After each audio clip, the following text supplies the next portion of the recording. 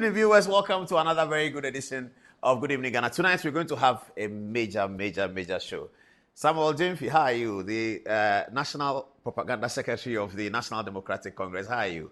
We're going to take lessons in evidence. I saw some lawyers standing behind you when you were talking. Did they tell you, I don't know who taught the evidence, was it Jekedakun or who? Did they tell you about the evidence in some detail? That admissibility of a tape or admissibility of a document. If I go to the court and I say that I want to give this document to the court as part of the process, and I tell the court that the document is blue, or to me, I see the document as blue, but I want to admit it. I want the court to admit it as part of my evidence. If the court proceeds to admit the document, it doesn't mean that the court thinks the document is blue.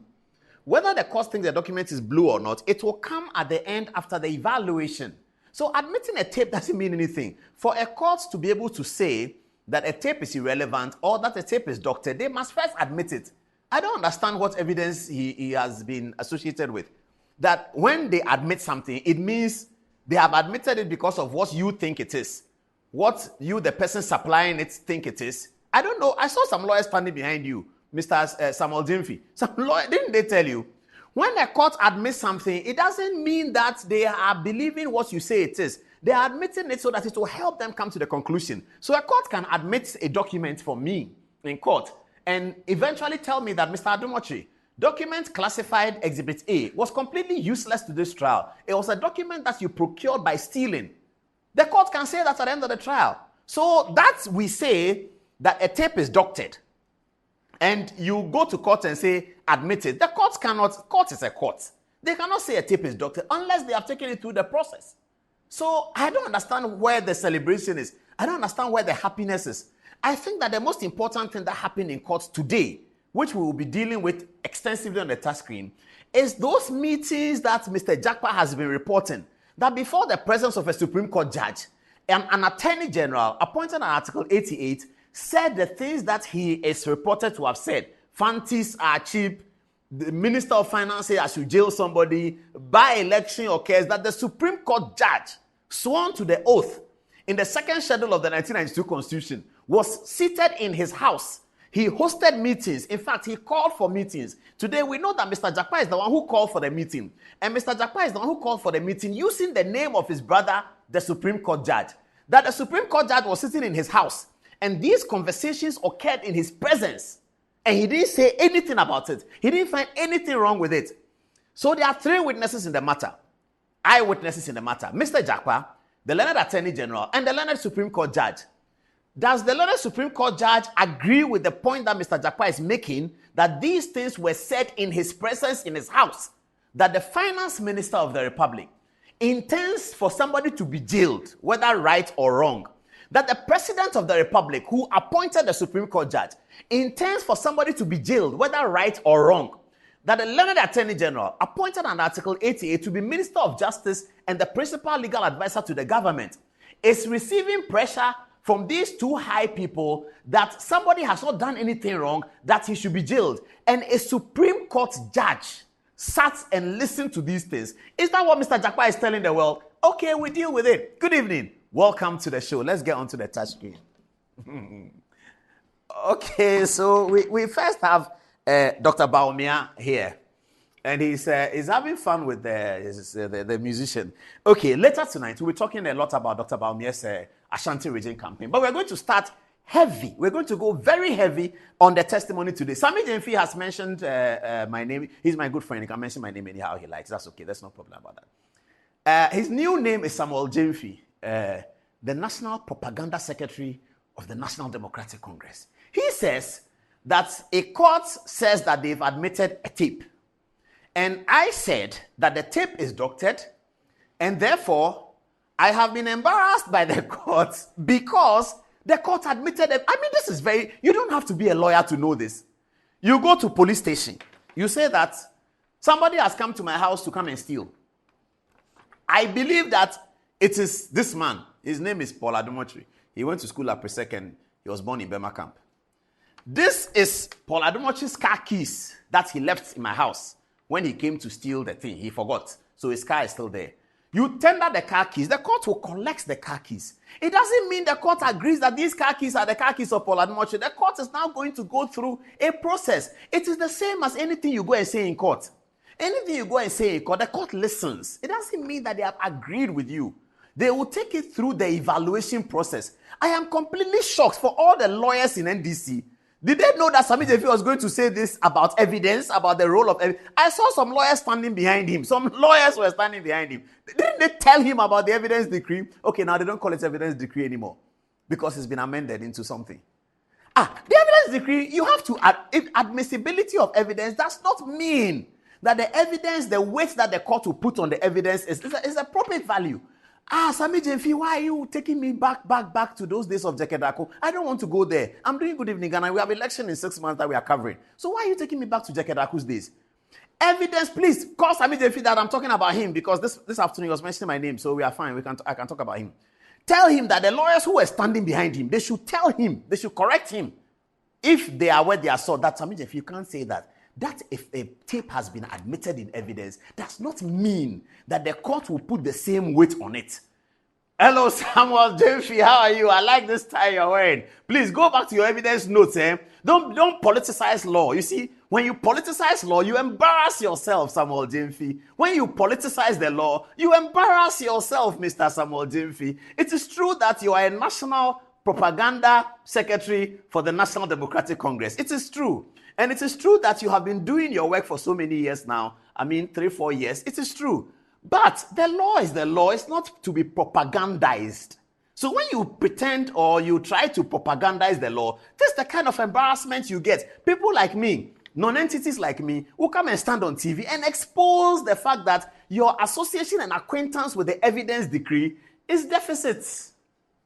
Completely deficit. His association with the evidence is deficit. How can you say that a tape was admitted by a judge, therefore it is not doctored?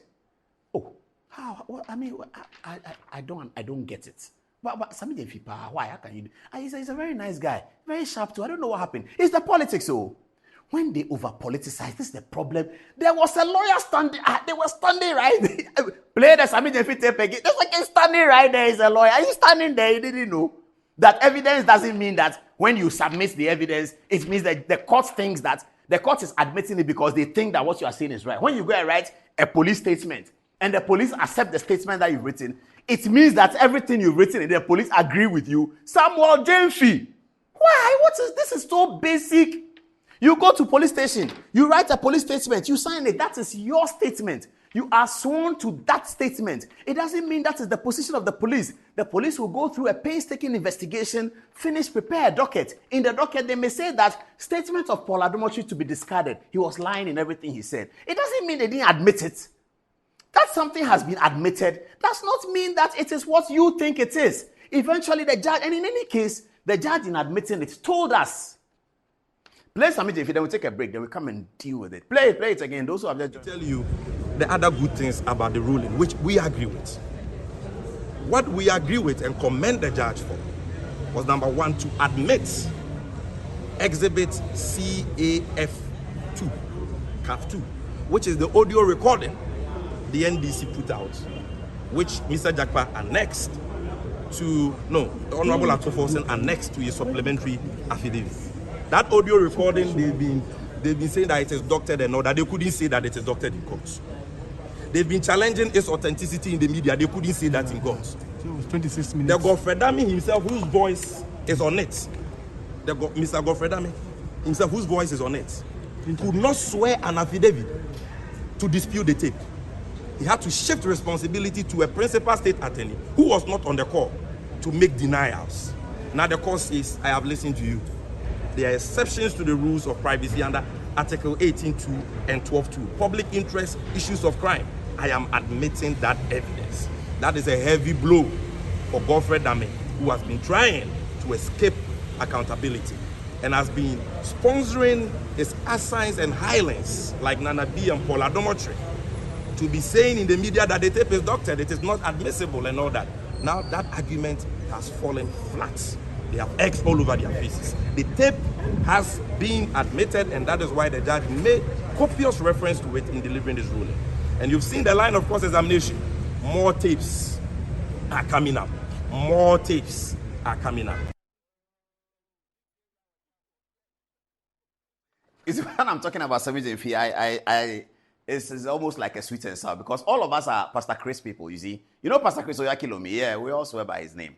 But now I'll tell you, viewers, the last time I saw Sami Gyamfi, it was in Kumasi. I was coming from Kumasi. He also was coming from Kumasi to Accra. Then I got into the aircraft first. So when he was walking past me, I punched his tire and I said, hey, let's look at you. Then I showed him, I just bought a book. I like to buy books anywhere I go. So I just bought a book at the Kumasi airport. I said, look at this book. Have you seen the topic? Then he looked at it. They said, where did I get? I said, I got it from here. Then he said, don't go and use it to do mischief. I said, I will use it, pa. I'm reading it for you people. That's the last conversation we had about 2 or 3 months ago. So he knows that these things are coming. He knows that we rely on documentation. He knows because he told me that don't go and use the book for mischief. I promised him that I will use it. I will very use it. Now, let's get to the judge. Let's get to the judge. My producer advises me that we shouldn't take the break because our viewers are interested in hearing the matter. So let me push the break forward and then kickstart with the show. Today's our first item is the court. Second item is the fantastic law house. Oh my goodness. I mean, this is unbelievable. The fantastic law house that was opened on Monday. That's our second story. And then we have a sickle cell story. The Sickle Cell Association are here. They are celebrating Sickle Cell Week. We have a sickle cell story. And then we have Accra Hearts of Oak and relegation. What happened? The glorious Black Stars scored 4 times at the Kumasi Sports Stadium. What a crowd and what an atmosphere. Wow. Was it free gate? I don't know. I was watching the game on my phone. And I felt that the crowd at the Kumasi Sports Stadium, it was reminiscent only of the days of when Abdul Razak was playing for Asante Kotoko and Kofi Bedu and the young people don't know these names. Okay, let me bring it forward a little bit. Joe Debra and let me bring it forward a little bit. Isaac Kwachi and even if I say Shamokwe, that's still 30 years. I'm sorry, we are too old. Forgive me. But this was reminiscent of those days. Or, okay, let me say 2008. Is that also too old? Maybe that's even too old. But we didn't see the stadium like that. I mean, and the firecracker thing went up. Oh, my goodness. That was massive support. Those of us in Accra, is it that we are not going to watch there? They won't allow us to watch Black Stars in Accra again. It looks like it's getting there. Okay, GFA, please bring one game to Accra. We'll show you that we can also go to the stadium and do that. Then the GFA will have a choice to make. But that was a fantastic support. We have to give credit to the support base of the Black Stars in Kumasi and the Ashanti region and all the surrounding towns who made their way to Kumasi to cheer the Black Stars on to a fantastic 4-3 victory. The team still has a lot to do. That's coming up on sports. We'll deal with that. And then the American election is running faster than ours, isn't it? It's getting really into the home stretch. They are voting just a month before we vote, but now they are already in the home stretch where the debate date has been set. The date for the first debate has now been set between Donald Trump, the former president, and Joseph Biden, the incumbent. We'll talk about all that in great detail. So without much ado, let's get now to, this is very important. And producer, thank you for putting this out. The tape that Sami Gyamfi is glorifying about it being admitted. The Leonard trial judge has already made acquaintance with the tape. In doing so, she told the court and the world that I have listened to the audio 10 times. Attorney General did not tell Jakpa to implicate Ato Forson. The whole gravamen of Jakpa's case in this cross-examination that's going on, mind you, next week the Attorney General will cross-examine Jakpa. You have to be there. And we're going to apply again for media. You have to be there. When Godfrey Dame faces Jakpa in the witness box to ask him questions, you just have to be there. But let's deal with what happened today. Now, the Leonard trial judge has already indicated, hasn't she? She's indicated that she has listened to the tape 10 times and that Jakpa did not implicate Ato Forson. That's what she said. So the value that Samuel Gyamfi and co are placing on the admissibility or the tape being admitted, they should have at the back of their minds. So the Leonard trial judge had already indicated, after her acquaintance with the tape, she's indicated the value of what's on the tape.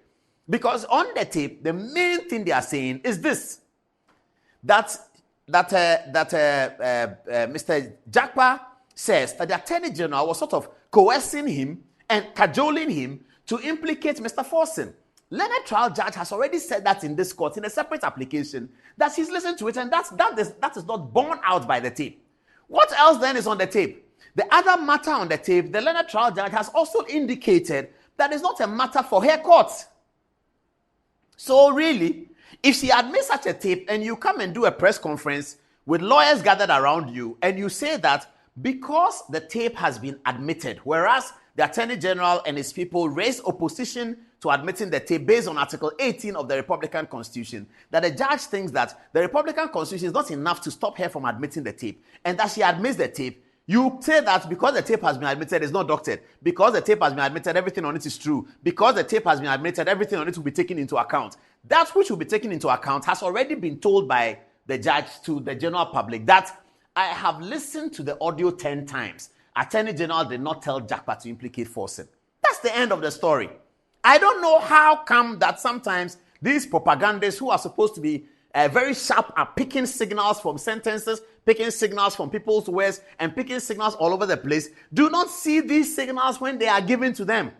And then they actually see it in the reverse. They think that there's something fantastic to celebrate, that her leadership has admitted the tape, or the tape that Paul Adumochi said that it is the tape that he said that it is a doctored, no, the learned trial judge has admitted it, so we are happy. Okay, Jakpa said a lot more that is important today than tape matters. Jakpa here says he's met the attorney, and he's speaking in cross-examination to his own lawyers, that he's met the Attorney General so many times. Well, there's been speculation, and good evening, Joy FM. Your speculation about the judge and which judge it is has come to an end. Today, in the court, Mr. Lieutenant Jakpa has said that the trial, the Supreme Court judge in whose home they met is His Lordship Justice Yoni Kulendi. He said that. So, Joy FM, please, speculation has ended. Even though Jakpa said it on the tape, you people say you didn't hear it, so you kept repeating. I was listening and it was worrying me. The judge whose name has not been mentioned, a judge whose name has, it was getting too much, because as journalists, we pick the story, we run with it. When the guy has given you the story, don't keep your audience waiting and don't keep your audience thinking. Just tell them. But you didn't want to do that. Today, fortunately or unfortunately, Mr. Jakpa says that meetings occurred in Justice Kulendi's house. Mr. Jakpa has made even more serious allegations about the conversations that they had in Justice Kulendi's house. First, though, let's go to how the judge admitted the tape in evidence today. Let's see it. What did she say? Yes. This is the ruling on admissibility of the tape, which occurred today in court. Now, she says as follows. She says there's no doubt that the foundational matter to determine is the relevance of the recording to the trial. She is agreeing in that sentence with the prosecution, who made the point that there is a relevance question to be answered. That if you look at the relevance question, you are very likely to answer it in the negative. That's the point that she's making. That's the point that is being made here. She says, there's no doubt that the foundational matter to determine is the relevance of the recording to the trial. Once admitted, including electronic evidence, it will fall on the weight. That is to say, first level is to admit. Once you have admitted, you will then consider the weight of the evidence, the weight of the material in it. The considering the weight is not just to be understood as the English weight, as in the how heavy it is. No. The weight also speaks to whether it's been doctored, whether it is relevant, whether the things on it can do something to the case. All of those things is yet to be determined. That's the important part. That's what Sami Devishu here. Admissibility of the tape doesn't mean that the weight on the tape has yet been determined. The weight on the tape is yet to be determined by the court through processes. If the court takes the tape, they can call a forensic person. Say, forensic, come and have a look at it. The court will then come and tell the general public that the forensic man said that it is doctored. However, the forensic man will be put in the box to be cross-examined, etc., etc. Haven't we seen this happen all the time? Okay, let's move on.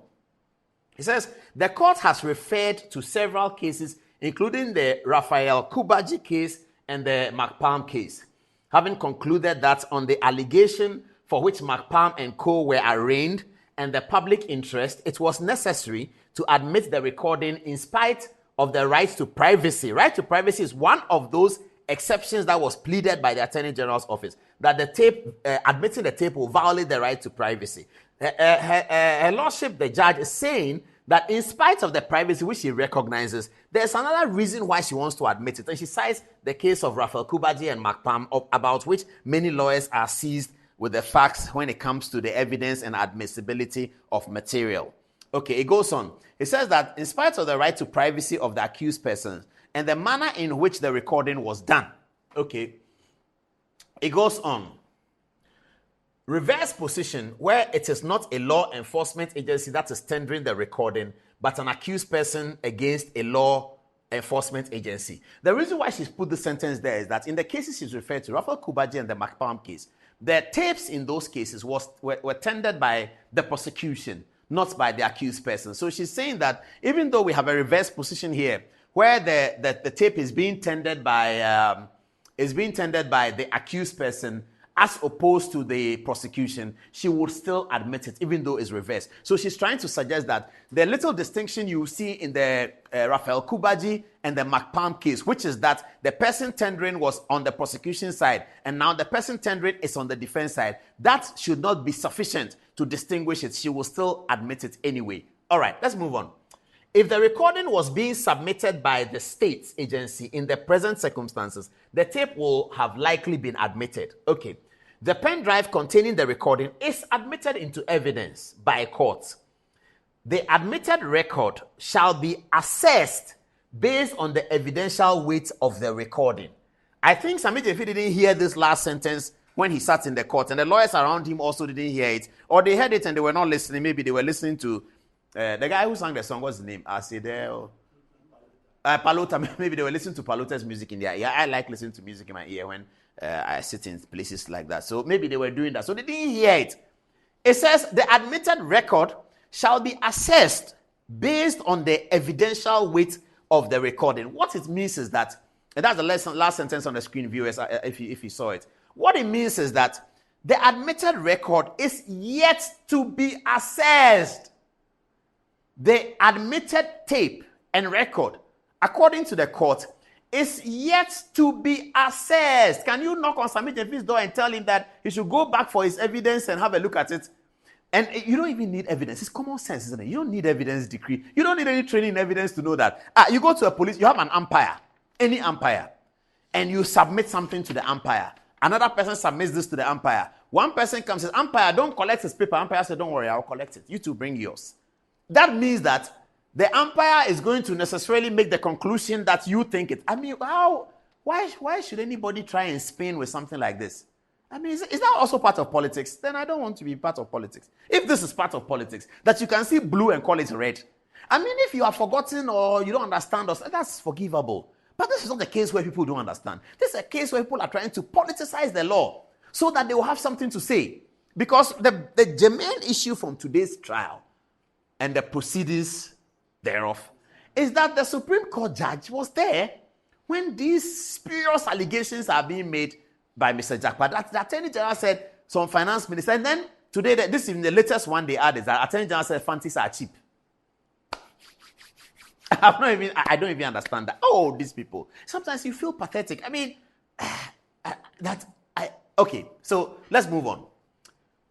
These are the points take away from today's situation. He says Jakpa met with the Attorney General twice in 2022 in the house of the Supreme Court Judge, Justice Yoni Kulendi. Jakpa claimed that the position taken that the ambulances were not fit for purpose was orchestrated. Fair enough. Jakpa expressed disappointment that the Supreme Court Judge and the Attorney General purportedly promised that the submission of no case will go in Jakpa's favor. Really? Viewers, have you seen number 3? Really? Jakpa told the court that he was disappointed that the Supreme Court judge and the Attorney General appeared to have promised him that his submission of no case will succeed. Is Jakpa inviting the Supreme Court judge into the trial as well? I think that he's a very ungrateful guy. Jakpa is an ungrateful guy. Your brother, the Supreme Court judge, has used his good offices with the Attorney General to invite the Attorney General to his house. You, Jakpa, you told the court today that you are the one who called that. Of course, we have the text message. NDC didn't show it. Johnson Asiedu Nketia and Sammy Jemfi, they didn't show that tape, but we have it. We have the did I say tape? The text messages. We don't have any tape, oh, please. We don't do tape. The text messages. We showed it. You, Japa here, wrote to the Attorney General by text and said, listen to me because I am Kulendi's brother. That's really what he said. My name is Jakpa. Thank you very much for, please look for that text. Look for that text and put it on. He said, my name is Jakpa. Thank you very much for saving me or something about bail. Please, I would like to see you through my brother. The Attorney General says, don't worry, I'll meet you through your brother. Jakpa is very ungrateful. You would never have had audience with the Attorney General. Never would you have had audience with the Attorney General. Because of your brother, the Attorney General agrees to meet with you. You yourself said that all the meetings were conducted in your brother, the judge's house. You know your brother is not an ordinary person. He's a very distinguished Supreme Court judge. He's a member of the bench, a very, very important one. Then you come to court and come and tell the court that when you met the Attorney General in front of your brother, the Attorney General told you that the President of the Republic wants the matter done in a way that is illegal. And the Supreme Court judge was sitting there. That is Jakpa. You see this kind of people, Jakpa. Your brother is trying to help you. Look at the problem that he's brought to the court. Baseless and unfounded. He cannot even establish it. He didn't record that one. He's just telling the court. And he's telling the court where there are two witnesses. There is the Attorney General and then there's the Supreme Court judge. Should the Supreme Court judge come and say that everything Jakpa is saying is not true, what do we make of him? I know Yoni Kulendi. I do not believe that Yoni Kulendi will host a meeting which is discussing illegality and shenanigans in court to be perpetrated by the learned Attorney General. I do not believe that it will never happen. But that's what Jakpa is saying. Okay, here's a text. 1453. Good afternoon, my bro. I am Richard Jakpa, a junior brother of Justice Kulendi. That is how he introduces himself. Please put the text alone on the screen. Let the viewers see it. I'll decide to open it. Can I open it? Small. I can open it small. This is Richard Jakpa. Look at the way his number is saved on the phone. Richard Jakpa. He says, good afternoon, my bro. I'm Richard Jakpa. He should have added formally of the Ghana Armed Forces, but he didn't add that. It's okay. I am a junior brother of Justice Kulendi. You intervened to secure my bail some weeks ago. I am humbly requesting for a time and a venue at your convenience to meet you for a private discussion, please. Oh, Jakpa. Then he says, I'm most grateful for that kind gesture from you. Hope to hear favorably from you. Then there's a thank you there. Okay. We now know that the Attorney General wrote to him and said that I will contact you through your brother. That one the NDC showed. Asiedu Nketia showed us that one. Asiedu Nketia didn't show us this one, but he showed us that one. He says that I will contact you through your brother. Aha, it is here.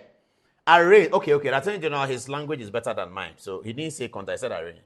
He says, after the thank you, it continues. It says, I will arrange through your brother. Thanks. Now, viewers, let's put this in proper perspective. Assuming that Richard Jakpa texted the Attorney General, please put the first text back on, and said that, my name is Richard Jakpa, I'm the one that you are prosecuting. Can I meet you for a private discussion, please? Viewers, in all honesty, knowing even the little that you know about Godfrey Dame, or any lawyer at all, or anybody who becomes Attorney General, if you, viewers, if you are the Attorney General, will you respond to such a text? I'm the one you are prosecuting. I need to see you for a private discussion, please. You won't not, you wouldn't. Every lawyer, any lawyer trained in Ghana will refuse that. Every lawyer knows that. Sammy Jemfi will refuse it. All the lawyers standing behind him will refuse it. But this is the catch. The guy comes to you and says that, bro, I'm Richard Jakpa, a junior brother of Justice Kulendi. You, the Attorney General, you intervened to secure my bail some weeks ago. I'm humbly asking for a meeting. It is on that basis. And the Attorney General says, okay, if you say your brother is Justice Kulendi, I will contact you through Kulendi. Because he needs to ascertain that it is true that your brother is Kulendi. So I'm sure he picked his phone and said, my lord, how are you? So he said, oh, Attorney General, I'm good. Oh. He said, do you know the third accused in this ambulance matter? Oh, he's my brother. He said, well, he's texted me that he wants to meet. So, there's plea bargaining if he wants The second accused is not well, he's gone. So if you can organize for me to meet with him, we can meet with him. And Justice Kulendu will say, okay, why not? Let's do that.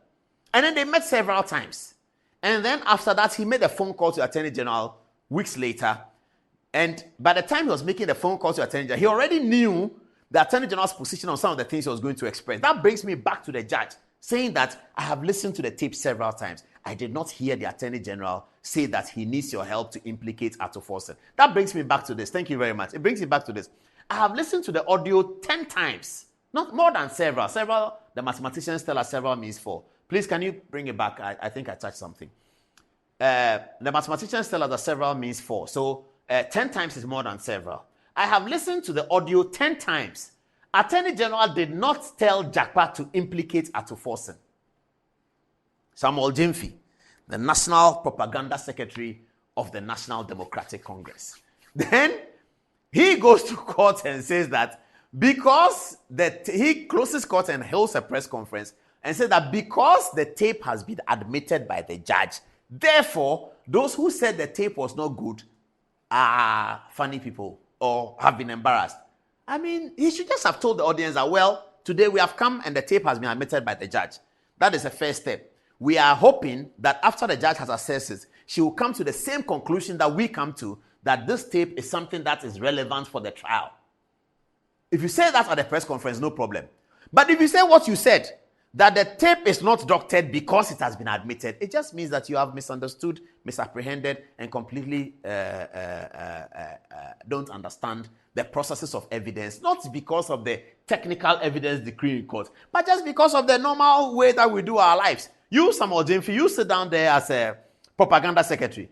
If the regional youth organizer of Ashanti is fighting with the regional youth organizer of Greater Accra, and they both come to you, and John Mahama appoints you as an umpire, and you tell both of them that write to me what your claim is. And then one writes to you and says that I'm the regional commander of, I'm the regional NDC regional propaganda secretary of Greater Accra. When I'm doing my work, then the guy in Eastern Region 2 comes, then he's doing this. Then Eastern Region 2 brings his document. The fact that you receive 2 documents from 2 of your subordinates who are quarreling, does that suggest that you have agreed with one of them? The fact that you admit this one and admit this one, Samuel Gyamfi, does it mean that you have agreed with either of them? Are you not now, as an umpire, going to go through the process and make a determination? I mean, what are you talking about? When you go to court and you submit something, it means that, oh. Anyway, no problem, no problem. Let's move on. Oh, it's 5 minutes to the top of that at 10 o'clock. All right. I've done 30 minutes of this one. It's too long. National Propaganda Secretary of the National Democratic Congress. Play that Sammy Gyamfi for the last time. Let's talk about him a bit, and then we move on to the glorious law house. Let me tell you the other good things about the ruling, which we agree with.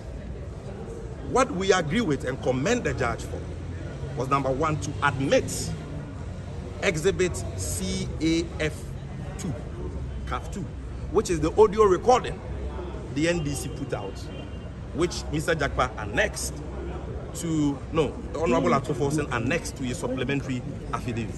That audio recording, they've been saying that it is doctored and all that. They couldn't say that it is doctored in court. They've been challenging its authenticity in the media. They couldn't say that in court. So it was 26 minutes. The Godfred Dami himself, whose voice is on it, Mr. Godfred Dami himself, whose voice is on it, could not swear an affidavit to dispute the tape. He had to shift responsibility to a principal state attorney who was not on the call to make denials. Now the court says, I have listened to you. There are exceptions to the rules of privacy under Article 18.2 and 12.2. Public interest, issues of crime. I am admitting that evidence. That is a heavy blow for Godfred Dami, who has been trying to escape accountability and has been sponsoring his assigns and highlands like Nana B and Paul Adomotri to be saying in the media that the tape is doctored, it is not admissible and all that. Now that argument has fallen flat. They have eggs all over their faces. The tape has been admitted, and that is why the judge made copious reference to it in delivering this ruling. And you've seen the line of cross-examination. More tapes are coming up.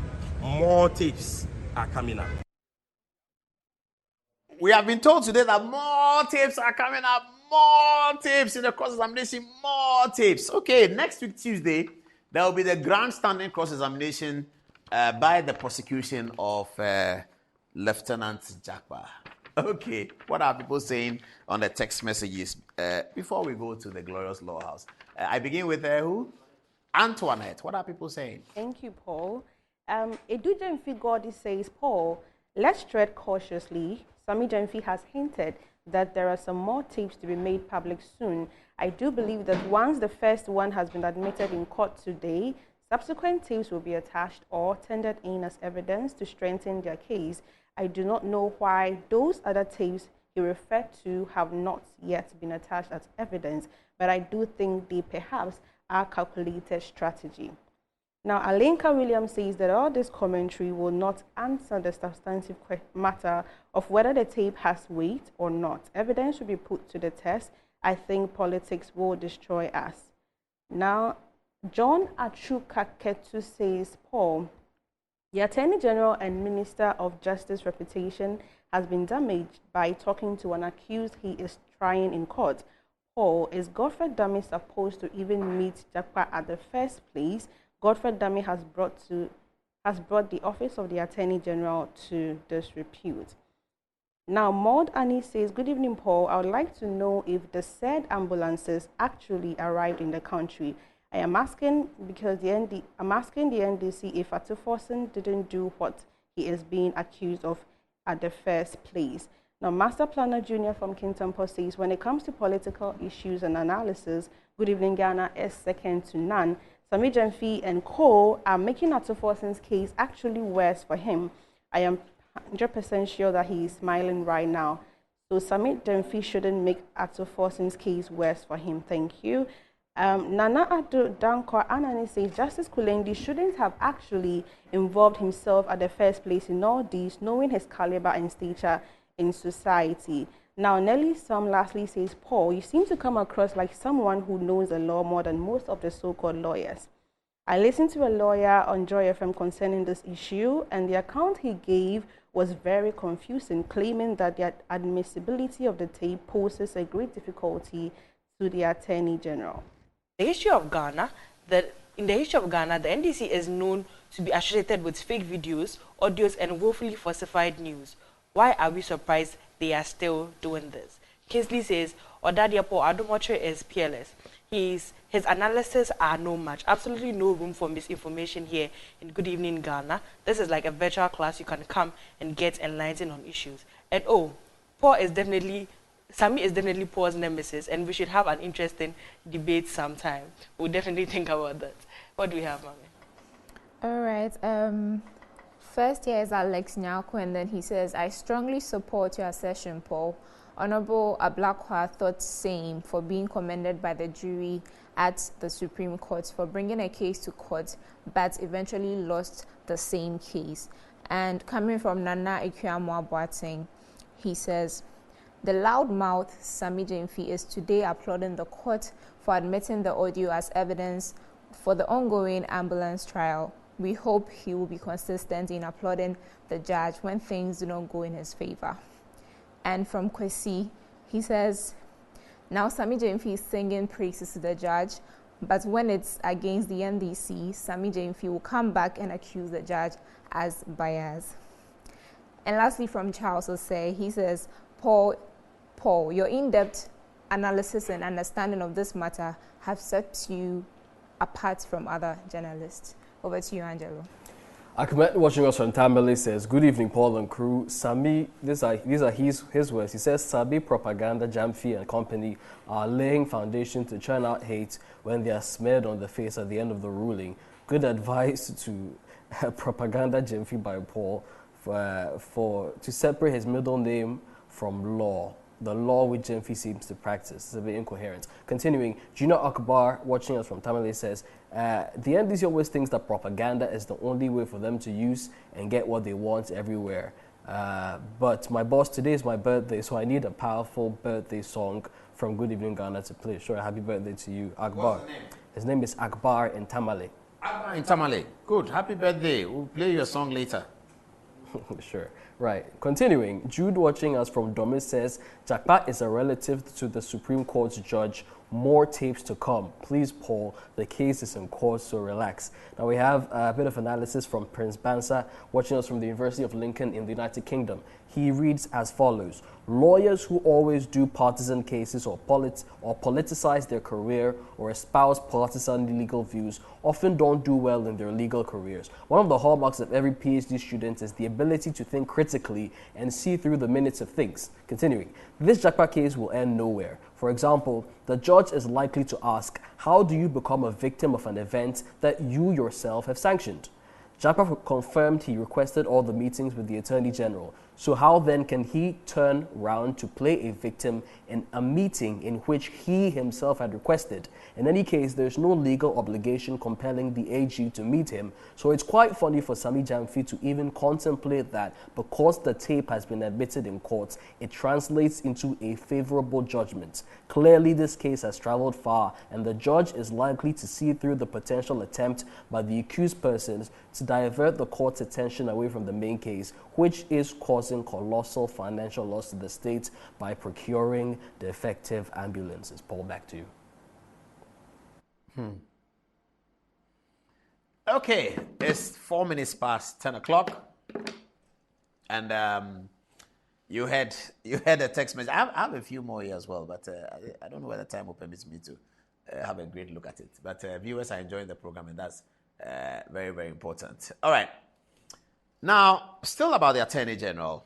Last Monday, today is Thursday, isn't it? Last Monday, the Attorney General opened the 24-year-old. It is one of the longest uncompleted buildings in Accra. Perhaps it will get an award for being the longest uncompleted buildings in Accra. It was started 24 years ago. People who were born when it was started are 24 years old now. The building had not been completed. The building had come up. All those who had walked past that street near the court complex had seen the building. People used to ask, what's this building standing here? It's been standing there, sir. Suddenly, an Attorney General comes to office and is determined that he will fix this thing. Let me talk about Godfrey Dame a little bit and his relationship with the Cape Coast people before we get into that one. This is Godfrey Dame. Now, you see, in their clutching at straw business, the Jakpa and his cohorts are trying hard to build up a case that will be sensitive to Ghanaians, completely away from the ambulance. So you see the cases they are building now, using all of these surreptitious things and shenanigans here and there, unknown to Jakpa, that he's actually showing a lot of ingratitude to his brother, the Supreme Court judge. He doesn't even notice that he's showing a lot of ingratitude to his brother. They are now bringing in extraneous matters that Ken Ofori-Atta told Dame that he should jail her to forcing, that the president said. I mean, how is that connected to anything? Anyway, now they chose three things. Let us mention Ken Ofori-Atta's name, and let us mention the president's name. Maybe people will believe it because people know that NDC people don't like MPP people. You are asleep if you say that. If you have been listening to Sam George, he will tell you that the collaboration they have in parliament is massive. Some of the names that Jakpa has mentioned are some of the same people who, because they work with the finance committee, and you know that before he became minority leader, Atuforsen was the ranking member on finance. Some of the names Jakpa has mentioned, that they said that these names are people who wanted him incarcerated illegally. Some of those names, because they have daily workings with the finance committee, have understood the role of the minority ranking member. And they are some of those people who have been asking the Attorney General, how is the Atuforsen case going? Because they have been sympathetic to Atu. These are the same names that Jakpa has mentioned that they said they should jail Atu. Because, you see, they don't know what has gone on behind the scenes. They don't understand it. And they want a story that people will buy. Free SHS, we need it to. We should go on for a long time. Let every Ghanaian of the age of 19 have had SSS education, so that they can easily look at this and say, oh, but what are you talking about? The reason why we have to fight propaganda in our elections, and the British don't have to fight propaganda in their elections the way we fight it, is because the majority of the people, when they look at it, they can tell that, oh, what are you talking about?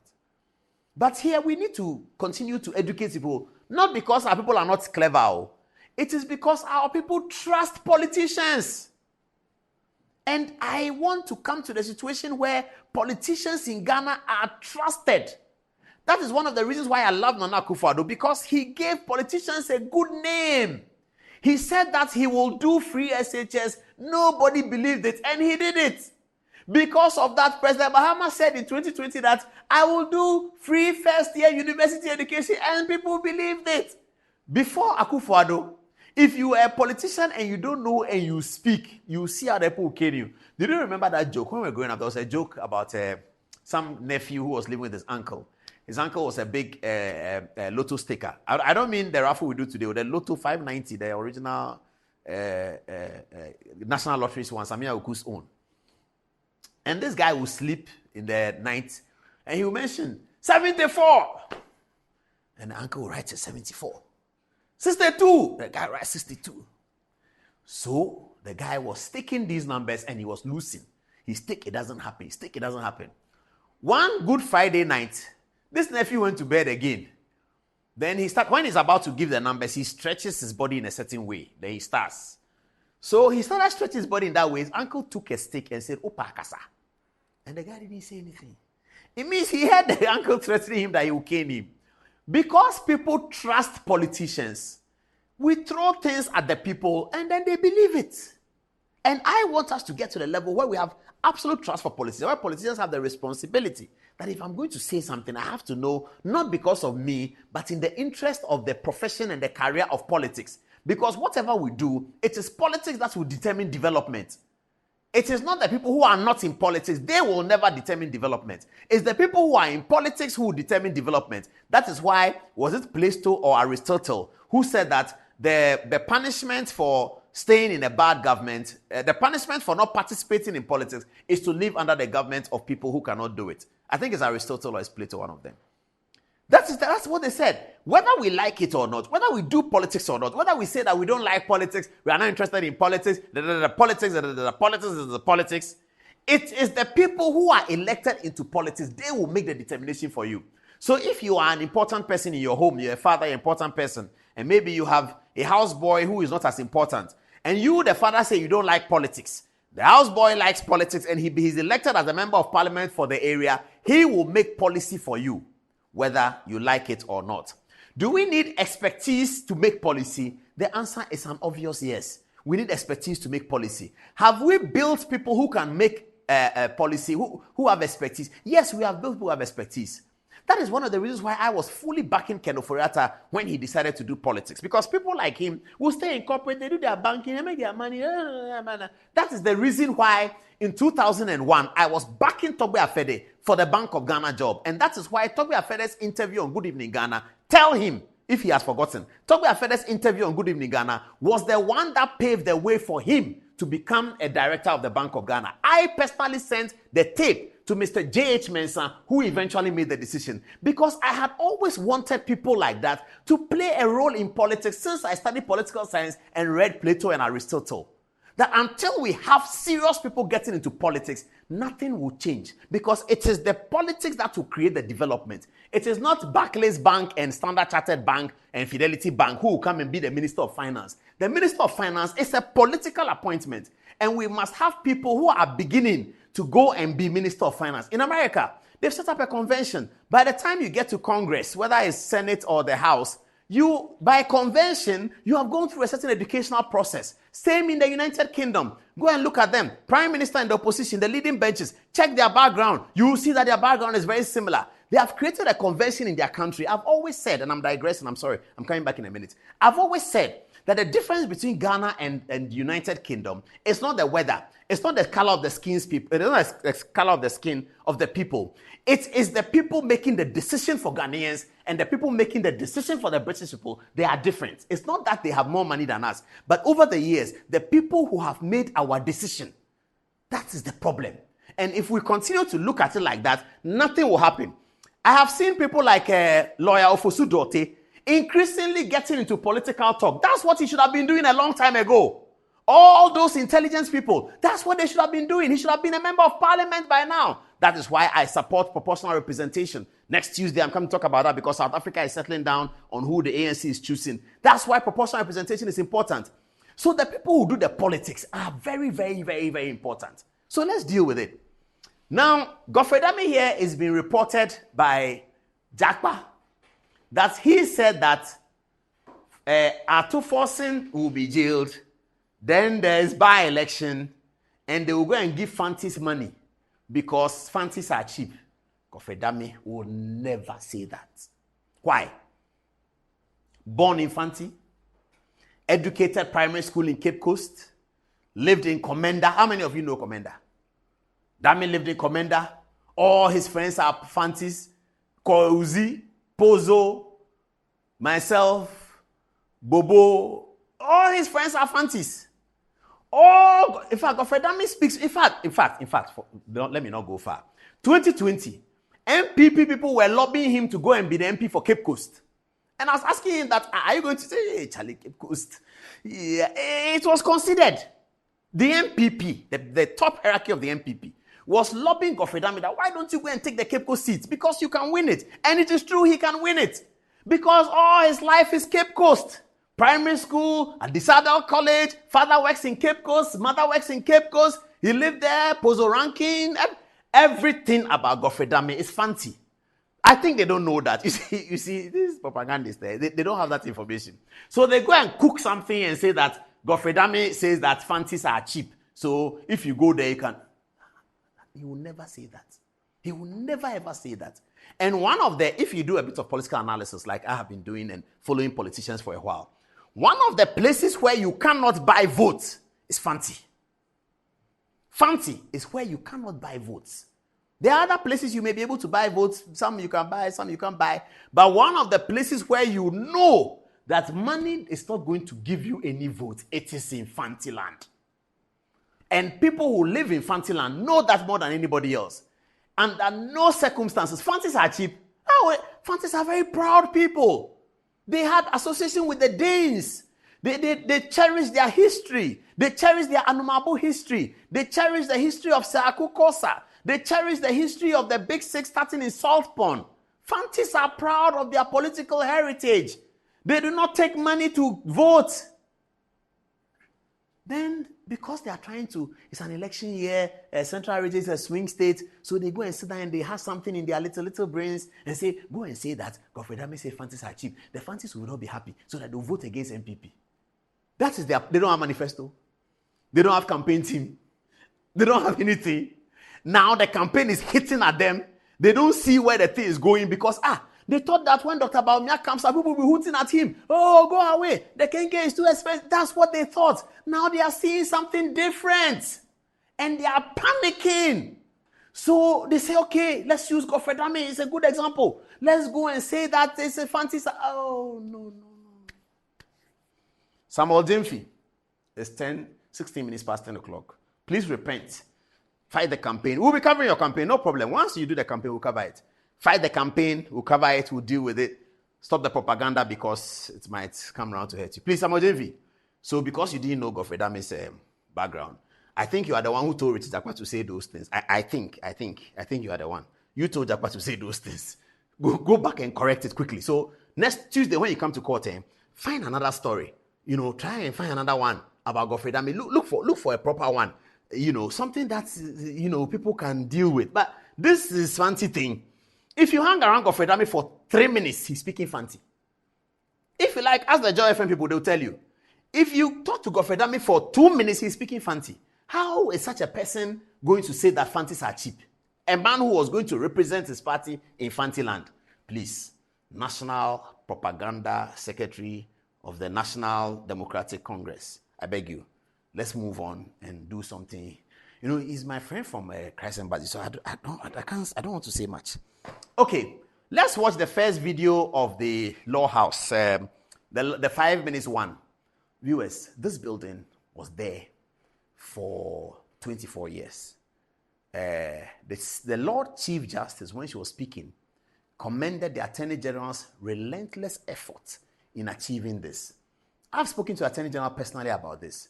And he also extends that commendation to the President of the Republic, Nana Addo Dankwa Akufo-Addo, and especially Ken Ofori-Atta, the Minister for Finance. Have a look at the document. And so the Lord answered me and said, write the vision and make it plain upon tablets, that he may run that readeth it. For the vision is yet for an appointed time, but at the end it shall speak and not lie.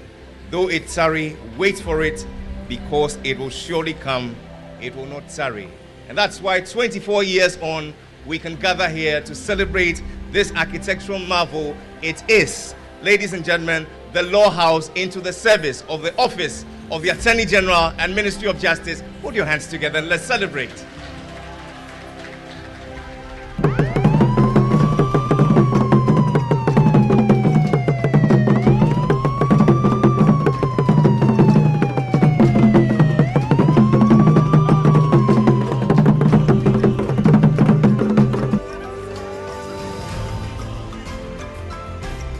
Mr. President, now Danko Akufo-Addo, Her Ladyship the Chief Justice, Mrs. Gertrude Araba Isaba Saki Tokonu, Justice of the Supreme Court of Ghana here in present, Honorable Ministers of State, members of the Diplomatic Corps, Chief Executive Officers of state-owned institutions, ladies and gentlemen, friends from the media. With great joy in my heart, I welcome you to this event. Knowing the special place the Law House occupies in the hearts of state attorneys around the country, it's an honor to be the Attorney General who has driven this project to completion. And it's a day the Lord has made, and we rejoice in it. When I was appointed the Attorney General in 2021, I requested the relevant heads of agencies under the ministry and all regional heads for a presentation of what I termed urgent and most pressing needs, so as to obtain a primary and comprehensive insight into the matters of utmost concern to the Office of the Attorney General and Ministry of Justice, its regional offices, and various agencies under the ministry. The learned Attorney General has shown extensive resourcefulness in leading the construction and delivery of this facility. And ladies and gentlemen, I believe he must be commended. This building is as imposing an edifice as it is breathtaking, and it makes a bold statement. A statement that the state appreciates its duty to invest in its institutions to enable them effectively carry out their constitutional and statutory mandates. This building does not only add to and improve the skyline and landscape of this part of the city, but it should lead to changing the landscape for the delivery of justice and public service in our country.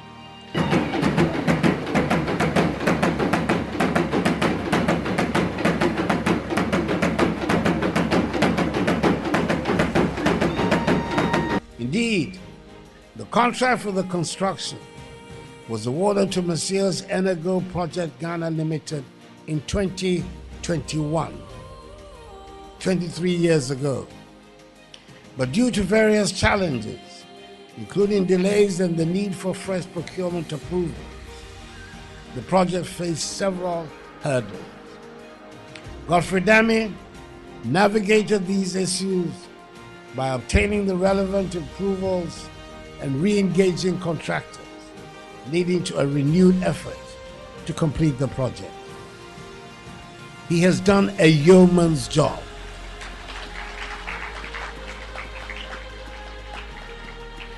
And I say a hearty ayiko to him. Ladies and gentlemen, Madam Chief Justice, the commissioning of the Law House is not just a celebration of a new building. It is a celebration of our collective commitment to the rule of law and justice. It is proof of our belief that a strong legal system is essential for the development and prosperity of our nation. As we open the doors of the Law House, let us do so with a renewed dedication to justice, integrity, and the rule of law. Let this building stand as a symbol of hope and a representation of our collective aspiration for a free, just, and prosperous society. Ladies and gentlemen, it is my singular pleasure and honor to declare the Law House duly commissioned.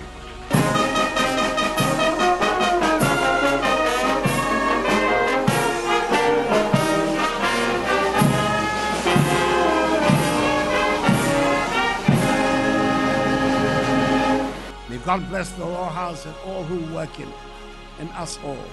And may God bless our homeland, Ghana, and make her great and strong. I thank you for your attention.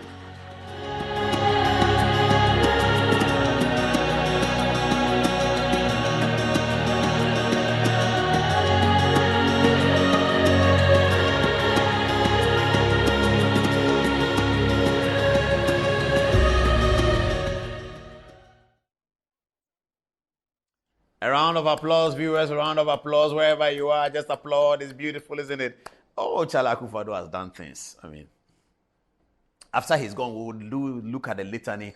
I just love this law house. It's amazing. All the time we're growing up, people say that when they finish law school, they don't want to go and work at the Attorney General's department. The Attorney General is depleted with skills and that and that and that and that. We'll set out what kind of thing that has happened at the Attorney General's office since 2021. Now, every lawyer who leaves law school, I get calls. People know that I know the Attorney General. I get calls. Charlie, I finished law school. Myself, can you get to Attorney General's department? And I get very impressed. Hey, I ask him that, what have you done here? That people are calling me that they want to come and work here. I mean, back in the day when we were in school, nobody wants to work at everybody wants to go and work at Akufo-Addo Prempeh & Co., work at Sam Okudjeto's law firm, Justice Kulendi and Atachian's law firm. That's where everybody wanted to go and work. Now, everyone wants to go and work at the Attorney General's office. Ghana is getting there. We'll get there. We'll get there. One day, the PhD may be better than the passport because we are getting there. We are very getting there. That discussion is coming. We're going to have that discussion. Don't worry. It's a social discussion. It's important. We'll have it. Okay. This I should turn to this camera, so I've turned to it. Can you see me clearly, viewers? I'm sure you can. All right. So there are several takeaways from the Law House edifice and the fantastic work that Godfrey Dame has done. We're going to go back there and do floor by floor by floor by floor and bring it to you, viewers, and show you that this is what has happened. At least, on Monday, every lawyer was happy, whether they work at the Attorney General or they don't work at the Attorney General, whether they are NDC or they are MPP. Kojoga Adawudu, I saw him there. Please tell him that I like the suit he was wearing. He should show me the tailor. Charlie, the guy's suit was cool. You know Kojoga Adawudu? He's my friend. He used to come on Good Evening Ghana in 2013 election petition to represent the part of the NDC and President Mahama. Very good guy. He was sitting there, Kojoga Adawudu, beautiful suit. And then please tell Deputy Chief of Staff, Mr. Brazzi, his shades, I like it. I want it. He was wearing some shades. He was sitting behind Godfrey Dame and sitting behind the president. He has some shades. I really like that one too. Please tell him that I want the shades. He should bring it to me. It's beautiful, man. All right. That was a beautiful sale. I think it's congratulations to all of Ghana and the entire legal fraternity. I think it was emotional. It was moving. I mean, you can feel the pulse that the practice of law is getting to another level. And it was very obvious, very, very obvious, that the youngest Attorney General of the whole of Ghana's history was the one who was able to deliver the tallest building for the Ministry of Justice. Is that not interesting? The youngest Attorney General was able to deliver the tallest building that had been an uncompleted building for 24 years, started in the time of President Akufo-Addo, continued to Ayikwe Otu, continued to Joe Gate. Who came first? Joe Gate, then Ayikwe Otu, then Joe Gate, then Betty Moldi-Drisu, then Martin Amidu, then Ben Kumbo. Who else? Am I ending the Mahama? Okay, then Marietta Briopon. That was the Mahama one. And then Gloria Kufu. And then Godfrey Dame. 10 Attorney Generals. Or is it 9? 9 or 10 Attorney Generals in 24 years. And the youngest, the last, delivers the project. I think that Godfrey Dame deserves a round of applause. That's fantastic. That's fantastic. One of our important takeaways was a beautiful story told by the president. I mean, Akufo-Addo has stories. I mean, those of you know him, you know Akufo-Addo has stories. And when you have been acquainted with a politics of a third world country for that long, as Akufo-Addo has been acquainted with the politics of Ghana and West Africa, you will have stories. And you will be measured in the things that you do. Hear this very beautiful story. If I have time, we'll expand on it. If we don't have time, Tuesday we'll come and give it to you full throttle. Here is the famous story from the Law House launch, told by no less a person than the President of the Republic. Have a listen. Madam Chief Justice, ladies and gentlemen, I'm sure we are all aware of the statement by the former president and perennial NDC presidential candidate, John Dramani Mahama, stigmatizing me as a clearing agent, because for him, mere allegation without more is enough to merit condemnation of an accused public official especially one of my administration. For my part, and let me state it again for the record, I will not set aside due process and the rules of natural justice on the altar of the fight against corruption, no matter how much opprobrium this position incurs for me. I hope you will indulge me if I recall a story my father told me, which is one that has always resonated with me, and which I believe is germane. In 1961, Teria Adamafio, then serving as Ghana's all-powerful Minister for Presidential Affairs in the First Republic, under the CPP government of President Kwame Nkrumah, the nation's first president, moved the motion in Parliament for the establishment of a special criminal court of the High Court. This court was intended to expedite the legal process for the trial of cases of national importance and political offenses, reflecting the government's desire to address swiftly issues that threaten national security. In Teria Adamafio's words in Parliament, the court was being established to do justice, not law. The special court was part of President Nkrumah's broader strategy to consolidate power and maintain tight control over the political landscape of the country, ensuring that any threats to his administration could be dealt with promptly and decisively. By a twist of fate, in 1963, Teria Adamafio became one of the first presidents to be tried before this very special court he had helped to establish.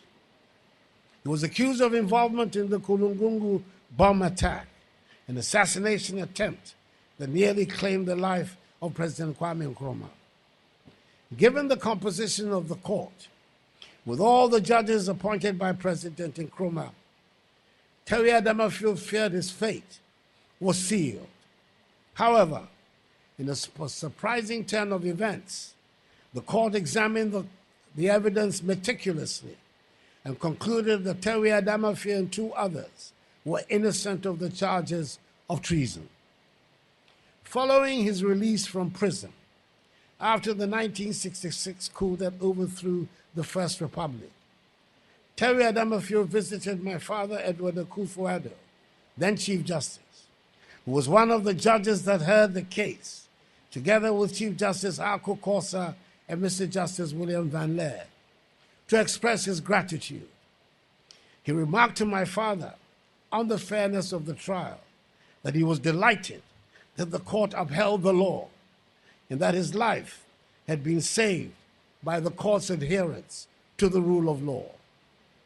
My father, according to him, deliberately refrained from bringing up Teria Adamafio's comment about the need for the court to do justice, not law. The rule of law is the best protection of individual liberty in good times and bad times.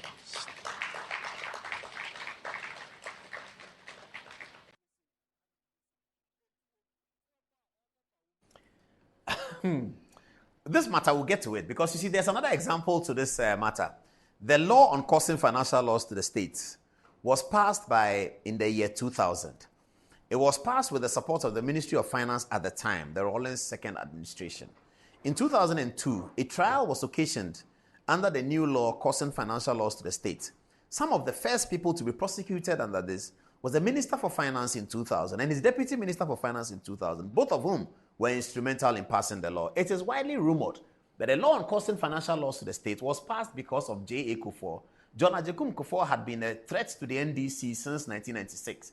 It was suggested that if John Agyekum Kufuor was not affected publicly as being called a thief or something like that, he was going to win the 2000 election, and that a law should be passed so that even private people who are taking loans, that's what the law was about. Private Ghanaians who are taking loans from State Bank or so, and could not achieve the objectives of the loan, should be prosecuted under causing financial loss to the state. It is widely reported. I don't want to mention the names of the people because some of them are dead, but some are alive. I don't want to mention the names. Forgive me, I have too many stories because I've been here for quite a bit. Sorry. And so it was widely reported, and I know the details, but I don't want to say all, that this law had been passed so that John Ajekum Kufuor, number 1, Kojom Pienim, number 2, and I believe a third businessman who was associated with the NPP, I think it was Kwame Amakutufo, all of whom had benefited from loans from the commercial, the Osafo Mafo's Bank for Housing and Construction, where Osafo Mafo was the managing director. So they were hoping to lamp up Osafo Mafo, the managing director, together with his friends John Kufuor and others, and charge them for causing financial loss to the state. That's why this law was passed. Those who passed the law eventually were the first to be prosecuted. The story President Akufo-Addo says, Terry Adamafio, perhaps it's too old, so some of us cannot relate to it, those who have not read the account, but it was a law that was passed so that people who are being prosecuted for state offenses, threatening the security of the state offenses that threaten the security of the state, such persons should not be allowed to go through the entire detail of the rule of law. They should be railroaded into prison so that the state can have a safety. Terry Adamafio was the first person to be prosecuted under the law that he has so enthusiastically championed in Parliament. Eventually, he went back to Edward Akufo-Addo to say, thank you, Mr. Edward, that you obey the rule of law. That's the point Akufo-Addo is making. He's saying that when President Mahama says that you have to jail people because of an allegation, then that's the answer for him. There's a lot more that will come to this in this one. But tonight we have so much to do. And it's now at least 26 minutes to the top of the hour at 11 o'clock. It's going to be Sickle Cell Week. So let's break from the politics and do this one. It's going to be Sickle Cell Week. So we have 2 advocates here in the studio.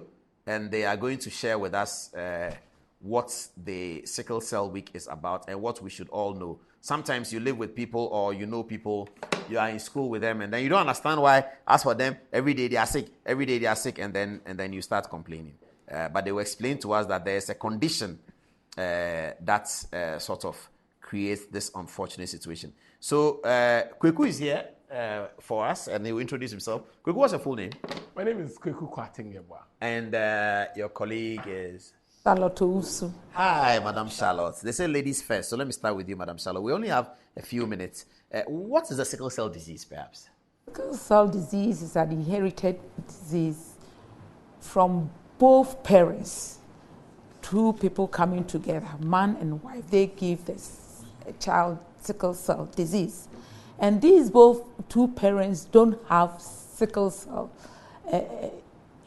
at all, and they are very healthy and strong, and they are, when they come together, if they do. Please get questions on the last part of the law house, and then I'll come to you soon. Yes, please. So when they come together, it's possible that 2 people, ASAS, there's a 25% chance that a child will inherit this abnormal gene S, and then the child has sickle cell with so many complications which we can't number it all at this moment. But just before I leave you to come to Kweku, we used to hear that sickle cell people don't live long. You seem to have crossed that age that we know that takes sickle cell people away. Congratulations. I am not a sickle cell patient. Oh, you are not a sickle cell patient? No, I am a healthy carrier. What does that mean? That means I'm an AS. An AS with my husband, who was an AS, we both gave our 2 children the sickle cell disease. Are they alive, both children? One is gone, and this is one. Oh, that's your mom. You didn't tell me. Okay, so let's talk about when is World Sickle Cell Awareness Day. Okay, Paul, we have worked on the sickle cell scene for over 40 years. My mom, and now me, part of her. What we are doing this Wednesday is climaxing it. We are bringing together faith groups, Christian, Islam, and traditionalists. We are bringing together the churches. We are bringing together the mosques. We are bringing all of them together to one location to follow one idea. The idea is that sickle cell is preventable. And so if you are going into a marriage, you should look at your gene type so that you are sure that your kids won't have sickle cell. We think that people are not told early, and by the time they are told that no, sickle cell is an issue, so don't come together, they would leave even the church and then go and marry in another church. And so we are bringing together the religious bodies, we are bringing together the traditional councils to go down and tell people that sickle cell is not voodoo or anything. It's really just an inherited gene problem. And I don't know if you know this, I am also sickle cell. And so we have been at this on this battle since. Every year we do something with World Sickle Cell Day, and this year we are doing a union of everything we've done. We have gone through the chieftaincy ministry to try and reach the chiefs. We are with ministry. What do you want them to do? What do you want these interest groups to do? Okay, so we are lobbying that they accept that sickle cell is really not a problem. That if we tell the youth before they start falling in love, one of the first questions they will ask on their dates is, what is your gene type? So that the decision of them getting married won't affect their children. You are going to allow the boys who don't want to get married to start giving excuses that, oh, I'm SS, or when he knows that he's not, because he wants to postpone the inevitable. These days, the young men have been told by the ladies that, oh, they like postponing the inevitable too much. So you're going to give them an excuse. But anyway, it's a good advice, you know. But the question was, how does one get the sickle cell? That's your mom has explained. It comes from your parents. So you can't do anything about it. You can't do anything about it. That's the reason why we should be sympathetic towards sickle cell patients, shouldn't we? Yes. And is your advocacy going along those lines to tell people that please be sympathetic to them? Okay, yes, we are sympathetic to asthma people. Every time we're in school, we are very sympathetic to asthma. But sickle cell, sometimes we don't understand it. Yes, we think that they think that we are making lazy. Lazy, yeah. In Presec, we used to say that they are lazy. They don't want to weed. This, that, everything. They say they are sick and all that. We used to be very angry with them. Yes. Because we didn't understand it. We are sorry. Our blood is breaking down faster than the normal people. In 2 weeks, our blood has already broken down and the new ones has to be made. And so every time we are feeling weak, we are tired, we wake up. The normal people have blood breaking down when? 2 months, 3 months? No, yes. 4 months? 2 months, 3 months. And sickle cell is 1 week, 2 weeks? 1 week, 2 weeks. So every time your body is bringing in more. We also heard that when you are growing, it gets better. Is it true? It doesn't get better. It doesn't? It doesn't. It's just that you get to know your body well. And so when I was sitting there, I asked them that I beg they should come and switch off the AC. They've done that now, yes. Because it's beginning to threaten. Yes. It will start letting your joints hurt and all that. Wow. And you don't want that. Because immediately you go into an episode, you are like grumpy, you don't want to talk, and then eventually they are like, oh, these people, that's how they are. They have a bad attitude. Yeah. Who are the collaborators or partners? Okay, we have already spoken to the Christian Council. They agree with us in principle. We have spoken to the people with the chief imam. They also agree with us in principle. We have spoken to those with the Ahmadiyas. They agree with us in principle.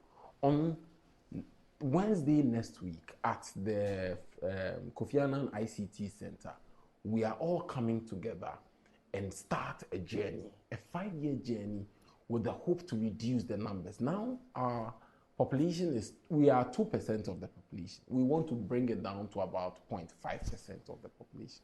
How are we doing it? We are going into the schools and telling them that sickle cell is a big deal. It's not about somebody's doing people think it's voodoo.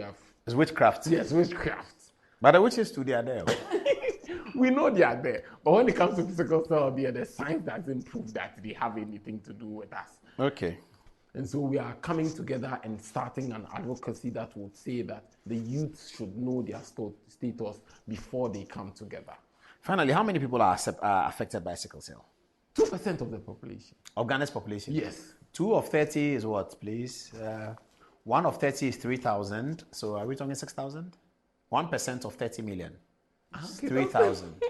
So maybe 6,000. Yes, they're about. Yeah. Okay. And because we don't get attention at birth, most of them will pass, and they'll keep saying, "Oh, but we are still here." We are still here, and you'll be here. What are your final words, Mom? Let's come to you. What's your final? You've done a fantastic job helping him throughout his life and getting him to. Is he married? Yes. No, I didn't ask you. Mom, is he married? The gentleman, yes, he's married. And so your grandchildren are there. Yes, they are three free of the disease. Grandchildren. 3 grandchildren. They are free of the disease. They are free because he we chose thank an AA. You know, about 75% of us are AA negative. They don't have sickle cell. 75% of the population. Yes. Oh, that's good. Is it every population? No, every in Ghana. In where places where sickle cell is, that is West African, Indian, and some merited. It's not in Europe. No. They don't have it there. I think it's because of malaria. Oh, it's related to malaria. Yes. Somehow. It's connected to malaria. Yes. Okay. So we don't, and they don't have 75%. It's quite a significant number. So you can always find an AA. You can, these 25, which is 23 are the healthy carriers like myself and his father. No, the 25 are AS and AC, and then 2% the SS. So if the 25% go to partner with the A. So if we can do that over time, we can eradicate it. We could easily bring it. So AS should not marry. Yes, no, that's what. And they should not have children. They would. But they can date and stop. No, we are not saying they would not have children, but they may have, because I had 2 children. And they were all sickle cell. They all had sickle cell in them. So we have to be careful and know your status. So should the churches be denying marriages of AS? I think some churches do that. They do that. And they will not supervise that marriage. They wouldn't. But we are saying that they should educate the youth before they come to the marriage point. Do you know a guy called Milli Vanilli?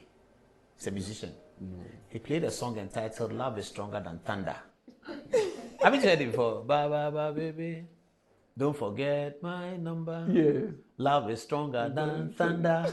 So it's not a very easy advice to give to the youth. Anyway, I'll leave it there. Thank you so much. Let's get on to our first break. I understand that we haven't taken the first break. Is that correct?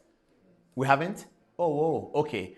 Viewers, sorry, at 10:45, 15 minutes to the top of the 11, first break. Dr. Sika Anku is around, and so is sports, and we'll deal with it. Thanks for staying with us. We'll be right back. Don't go. The sports is coming. You know Andy is always great at it. HS Sika Anku will educate us on what's happening in American politics. We'll be right back.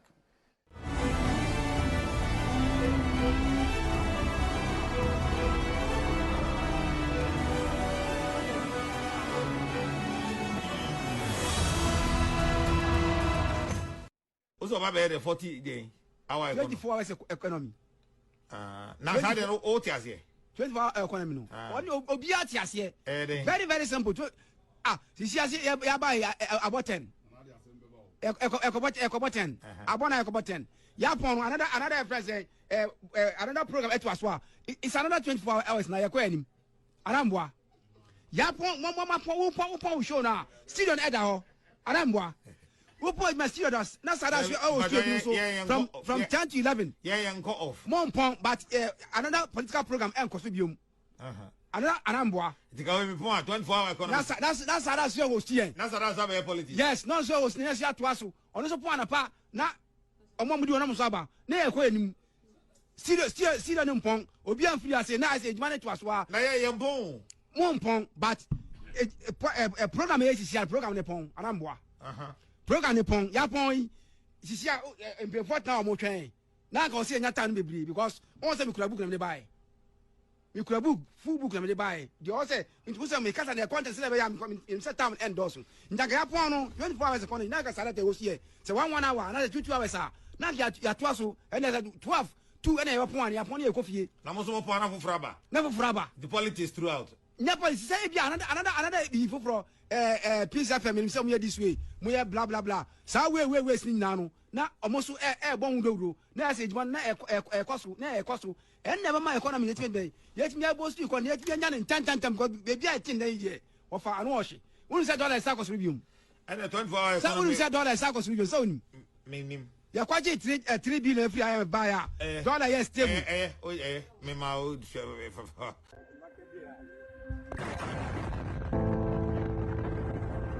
led to a huge explosion which claimed 13 lives in southern Ghana. Dozens of homes were destroyed in this village near the town of Bogoso.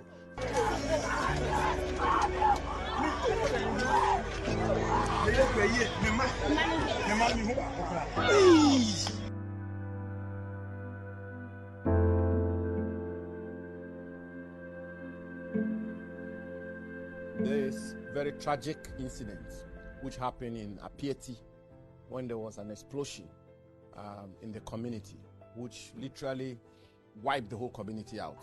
Situation then called for immediate, swift action.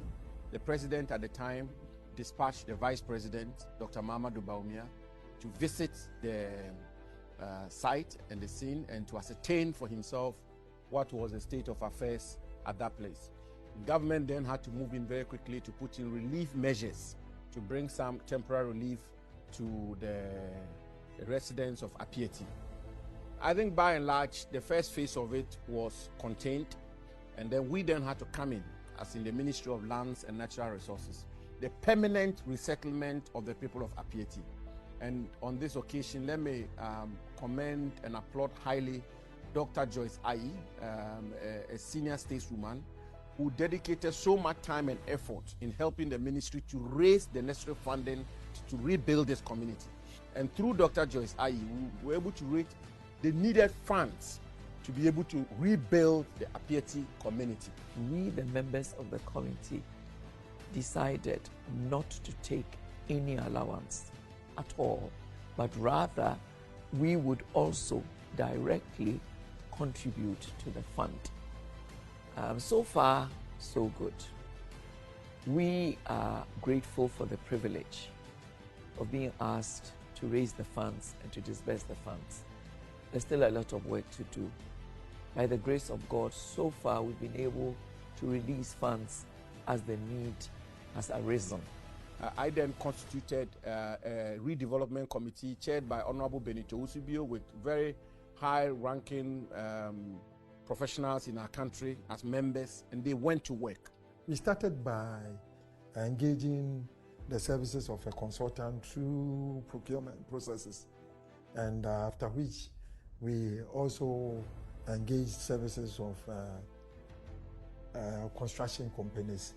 Bearing in mind the president's charge to us that it must be a model town and that it should conform to all the environmental and green concept. I served on the Apiasi Reconstruction Implementation Committee, to give architectural support. We were very interested in several things that would constitute part of the green technology, especially the microclimatic concerns. We were looking at the materials that would be used in construction, the design of the building, what methods you could use to harvest rainwater, such that no matter which way it faced, by using indentations in the building and wide overhangs, you'll be able to cut down on the solar gain, which has an indirect impact on the energy of the buildings.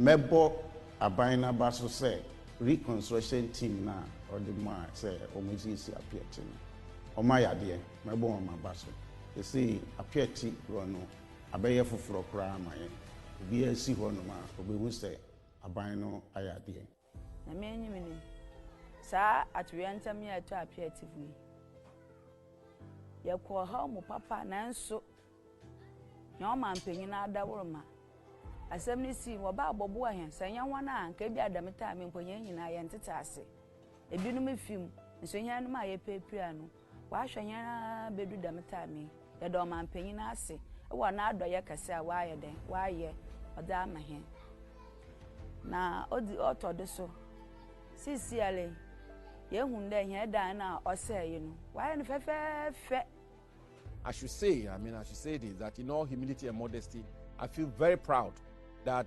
government and the Ministry of Lands and Natural Resources have been able to rebuild this community and build it into a modern rural community with all the amenities, markets, sanitary facilities, water, electricity, roads, playgrounds. It's a beautiful, modern Ghanaian rural community. We like the leadership of His Excellency the President and the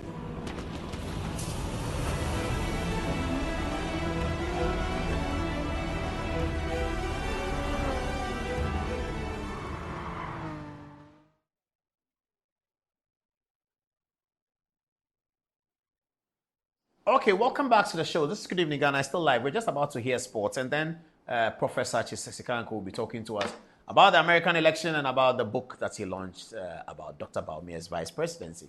Okay, let me begin with you, Antoinette. What are people saying? Okay, so we have a few of our viewers correcting the earlier calculation you made on the percentage of the population. Yes. Yes, so Wilberforce Kobna says that 1% of 30 million is actually 300,000 and not 3,000 as earlier stated. Okay. So then 2% of the 30 million will be 600,000. Okay. Okay. Now, Francis Manson says that the sickle cell story is actually very important, but sadly, our society doesn't pay enough attention to this. Paul, we are losing more brilliant people through this. The painful aspect of this sickle cell patients is that they're actually very brilliant. And Bawumia Okere says he wants to be part of the advocacy process and he would be sure to join the advocacy to make others know. Now, back to the Law House story. Awudu Wandani says, we express appreciation for the Attorney General and the government's endeavors in resolving the long-standing issue of office accommodation for the justice system. The completion of the project as well as its successful inauguration are significant achievements that should be applauded. We extend our gratitude to the government, expressing optimism about the positive impact of their efforts on the country's future. We also express our deep satisfaction with the government's performance, lauding their accomplishments and wishing them continued success. Now, Wisdom Kojo Noplim says the building is actually sweet, sleek, and sexy. He will be sure to have a dance of practice in there in Jesus' mighty name. He says he also saw his advocacy lecturer, Miss Victoria Bath Esquire, seated and smiling at the commissioning ceremony. Back to the Godfrey Damis story, Nana Kwejo Atalisi says that Damis' English actually tells he can fluently speak Fanti. He says he's from Elmina and he sounds as one of the people from Elmina when he speaks Fanti. Now, lastly, Wisdom Kojo Noplim also requotes the quote Paul made from Plato. He says, if good people do not take an interest in the affairs of your government, then you will be forced to live under the governance of fools. And this is by Plato. What do you have first? Says, I will never regret voting for President Nana Addo Dankwa Akufo-Addo. 23 years ago, after cutting sword for the commencement of the Law House by his good self as Attorney General, successive governments have failed to complete it. Clear case of abandonment of which some Ghanaian stomach journalists would never see. President Nana Addo Dankwa Akufo-Addo, prosperity will certainly be the best judge. This is from Mishra Kwame, and he says, I know these two. We have met at an educational fair in 2016 at Pesek campus. Mom and son doing an amazing job. This is from Raymond. He says, good evening, Brother Paul. I admire the current AJ and his brilliant legal skills. Supreme Court Justice. The AJ's kind gesture to help Jakpa due to his respect for Kulendu has dragged him into this mess. However, in the end, the light will shine on the AJ. Baba Chairman says, I have maintained that Sami Jamfi and the NDC have sworn heaven and earth never to tell their followers the truth. But unfortunately on their part, the Ghanaian out there is more sophisticated than Sami and his likes can ever imagine. Fatih, what do you have for us? All right, so Nana Kotna wants to know if there are any significant historical events associated with the Law House. Now coming from Junior Akbar Tamale, says that is factual. Ghana will be there, Paul. And then Robert also says NTP government Okay, Robert also says NPP government has done and accomplished more than any government ever since independence. Saka also says Dr. Bawumia is our next president. Get connected before you blame yourself. Yebua says, well done to Nana Addo and the NPP government for this beautiful project. May the Lord bless us all. Abdul Latif Ramadan says, most of these government appointees aren't helping Dr. Bawumia at all. To date, they are still in their offices instead of hitting the ground to campaign for the party in their constituencies. They have left all the campaigning to Dr. Bawumia to the extent that they has to go to door whenever he visits their constituency. That's all. Now back to you, Paul. All right. So the final part of the show, we yes, I'm going to interview him.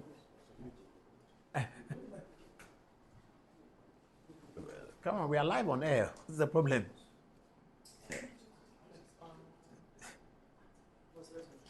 Sorry about that, viewers.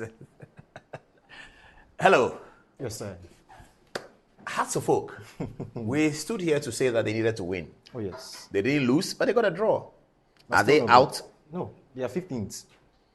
With how many points? 42 points. Great Olympics has 41 points. One more person to join the relegation. Yes, just one more person. So it will be either Hearts or Olympics, not Karela. Karela can also go. How will they go? So they have 43 points. If Great Olympic wins their match against RTU, RTU is already relegated. Oh, so Olympics are in a better situation. Mm-hmm. Olympics can Real Tamale United be relegated for the first time in a long time. Yes, they have been relegated together with Bofo.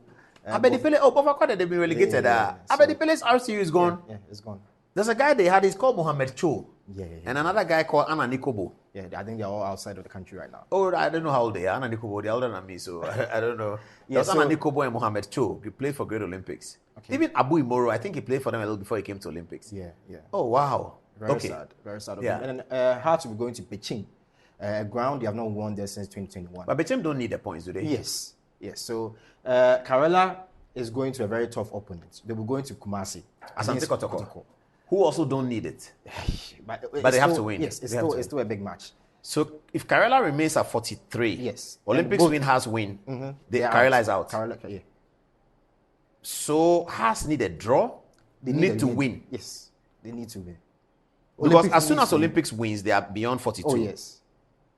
And even Legon Cities can even go. They have a negative 9 goal difference. So goal difference is the next level. Yes. If there's equalization of points. So now if Great Olympics has to win, it makes them 44. And also if Lagos Cities loses, 44, but Great Olympics has a better goal difference, -3. So Olympics win 1-0, they go -2. Mm-hmm. And they will stay. And after points is goal difference, not goal scored. Not goal difference. Yes.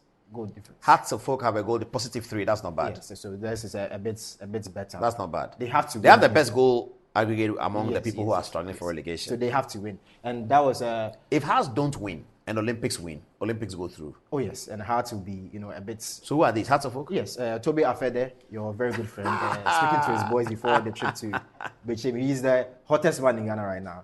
He is under pressure. Oh yes. This will be the first time Hearts will be going. The Gamasi people will kill him. Yeah, that he's taking their club and sent it to relegation. They will kill him. There's some people that are saying, "Oh, there's nothing wrong in going to relegation. Santos has gone to relegation before. United has gone to relegation before. So yeah, that is true though. The Hearts of Folk is not going to accept that. Has gone to relegation before. So the Continental Club Masters. Yes, they can't go to relegation. Toby Afede, he shouldn't sleep. He should be praying. Whatever he has to do. relegation, they'll kill him. Whatever he has to do. I mean, not physically kill him, but they're going to really berate him, and it's going to be tough. Let's move to our glorious Black Stars. Yes. They are still not playing well. I have to be honest. They are still not playing well. You can't turn out against Central African Republic and be doing score, let me score one, you score one. You don't have to do. You have to beat them 3-0. Yes, I understand your grievances, but the Central African Republic coach really lends the Black Stars. He really understudied us. So his normal tactics is 4-3-3. Yeah. But he knew we struggled against Mali, who played a 4-4-2, packed the midfield. So we thinking he would play 4-4-3. We played a 4-2-3-1, and he played 4-4-2, like what Mali did. That's why the first half we really suffered. He packed the midfield. But we scored quickly. Yes, we scored quickly, but they came to score 2-1. Yeah. Yes. Halftime was 2-1. It was very difficult. So tight, the 68th minutes, that we had 3 goals within 9 minutes. 9, crazy minutes. And then we have, Ghana's all-time top scorers now. Jordan is now 6th 28 goals. He has bypassed his brother. That's 25 goals. And Tony Yeboah is just a goal to Tony Yeboah. And I like this. I like this type. Brings a lot of nostalgia. Yeah, Asamoah Lees. Yeah. Fantastic. Yeah. Very good. Edward Akwa. Edward Akwa, the old man. 63 he got as many as 45 goals. Yeah. How many games were the Black Stars playing in those days? The guy was prolific, Just like man. 60-something matches. The guy was prolific. 45 goals in the 1960s. Yeah. And then Kwesi Ofori. Kwesi Ofori to that 1960s, generation. Yeah. And Before Abedi Pele, 33. Yeah. And Tony with 29 rivals. Oh, but Abedi Pele is a second striker. So if he scores more than the Arrowhead Anthony Yeboah, then Abedi Pele has done very well. Very, very well. And then Jordan comes after that. 28. Andre is in there as well. Yeah. Wilberforce in full. 20. Sule Muntari. Yes. Oh, I'm impressed. Yes. And Reverend 19 Osei Kofi, 19 goals yeah. from the right wing. Yes. So this is our group now. Very, very difficult. Comoros, because of goal difference. Comoros also got 9. Yes, but because of goal, they beat us. They are the only team that beat us. Yeah, but they also have 9 points. They have a better goal difference. No, they have a better. Oh, they are on top. Yeah. +4. We have I +2. thought we were the only one with 9 points, so that we are getting close to the World Cup. No. Comoros. Hey, the thing is not easy like that. Mali has 5. Mali was supposed to be our contenders, but they are even lagging behind. Oh, Mali will have to pick themselves. What's our next game, though? Next year in March against Chad. Chad will be coming to. That's a good one. We'll go to Madagascar. Where's Madagascar? Madagascar is third, also with 7 points. So the group is very, very difficult. You understand? Let's move to our noisy neighbors. Yes. Yeah, let's finalize. Let's move on. Who's next? Our noisy neighbors, that's Nigeria. They lost 2-1 against Benin, and then they are really suffering in their group. They are last in a group of Rwanda, South Africa, Benin, Lesotho, and Zimbabwe. They have not won a single game. Nigeria have what, 3 points? Yes, not won a single 3 game. draws. 3 draws. And then 1 loss. They are really, really suffering. South Africa are doing well. Yes, they are really doing it. And Rwanda. Paul Kagame's Rwanda up there as well. They are very serious. Oh, yeah. They want to qualify. I'm sure at the end of the day, Nigeria will recover. Yeah, I hope. Let's move to the Euros. And it's starting tomorrow. Let's do the Euros on Tuesday after we've seen the opening games because we don't have much time tonight. Okay, yeah. So let's finish with one local news and something very sinister happened yesterday. That was Dreams FC. We're supposed to play an outstanding match with RTU, and RTU have not paid their players for 6 months. This is the Royal Tamale United team. The players decided not to travel from Tamale to Daewoo. That was yesterday. That's a long journey. Yes. Though. And then they fielded these players from a second division team. So this is fake Tamale United. The RTU management. Yeah, so this is RTU, Real Tamale United. And this is FTU, fake Tamale United. The RTU management fielded another team. But can you do that when they are not registered as RTU? No. So this happened to Ashanti Gold. Remember Ashanti Gold? And then Inter Allies, they did the same thing. So I feel this is from Sadiq Adams. So in the Ghana Premier League match between Dreams FC and RTU today, a player who did not even travel with the RTU team was recorded to have scored the consolation goal. And that goal came in the 4th minute. And this is the guy. 4th minute is consolation goal. It was 8-1. Look, this is the guy. He says, I am not the player who scored the RTU goal against Dreams FC today. I'm currently in Tamale and I didn't play any game today. I've seen on social media that I scored a goal. But all I can say is there's only one Adabo in RTU and I'm in Tamale. So things are really happening. Things are really happening. This is a country called Ghana. Anything can happen. Please tell us what you think about the RTU story on social media as I move to Professor Sikanku to talk about the big book that he launched. It's 6 minutes past the top of the hour 11. Congratulations on the launch of the book. It came very quickly. The Dr. Bawumia and the Modern Vice Presidency in Ghana. Thank you very much, Paul. Thank you very much. The politicians on social media said that you are saying something that is not correct. I think they assumed that you are backing Dr. Bawumia of sorts. They didn't get the sense that you are doing an intellectual exercise and you are just reporting on facts. But anyway, what is the total impression of what reasonable people are thinking about the book? There's a certain appreciation that for the first time there's a certain examination of the vice presidency. Within the academic literature, there's a lot of focus on the presidency. But the vice presidency is just a heartbeat away from the presidency. And so there's a group of us scholars who have decided to shed light on this particular office, especially because although there are constitutional rules, it's a very amorphous office in the sense that the focus of what the vice president does differs from term to term, not just in Ghana, but in so many democracies. You look at the US, what Kamala Harris is doing is different from what Joe Biden did as president. And as vice president. As vice president, and Al Gore did as vice president and all of that. So there are conversations about the evolutionary role and importance or the increasing prominence of the vice presidency and how to make the office a bit more productive and a bit more meaningful as we move in our democracy. Not just here in Ghana. If you look at Kenya, it's the same evolution that's taking place. They now have a more active vice president in the form of Rigathi Gachagua. And for many other democracies, this is something that there's a lot of discourse around.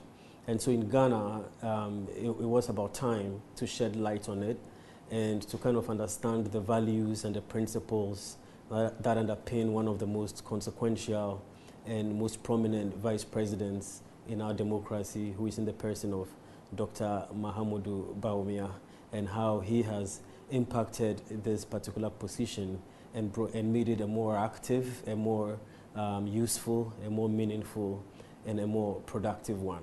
So the book then used His Excellency the Vice President as a case study or a primer to examine how this position of the Vice Presidency has attained increasing prominence through mostly his advocacy, through his agility, through his vocal presence on the democratic stage, and really through his very, very passionate, dutiful, very committed attitude and approach to governance, to unearth some of the values that he brings to our democratic governance and the kind of lessons that we can learn from it. That's interesting. And I saw the launch. That was also very good. Most of the media attended and they all liked it. So are you going to be writing about vice presidents going forward? We'll see what the future holds. It takes a lot of effort to do this kind of stuff. A year, maybe 2 years. But not if and when Dr. Bawumia picks his running mate, will you be able to do an assessment of both running mates in their past life as ministers or something? Yeah, of course. It depends on the context. If a VP is announced today, it will be really interesting to see what that VP brings to the table, what their past experiences are, and how that can help them to be more productive and useful vice president. So, yes, when the time comes, we will be able to look into it. Okay, we know you don't know who is winning the Ghanaian election, but who is winning the American one? That's hard to tell, because if you look at the polls, they are running neck and neck at this point. Oh, then that's an improvement for Biden, isn't it?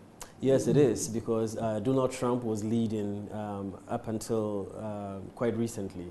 Of course, he's been found guilty of criminal charges at this point, and Joe Biden's son, Hunter Biden, has also been convicted as well. So these are really monumental. Has he been sentenced, Hunter Biden?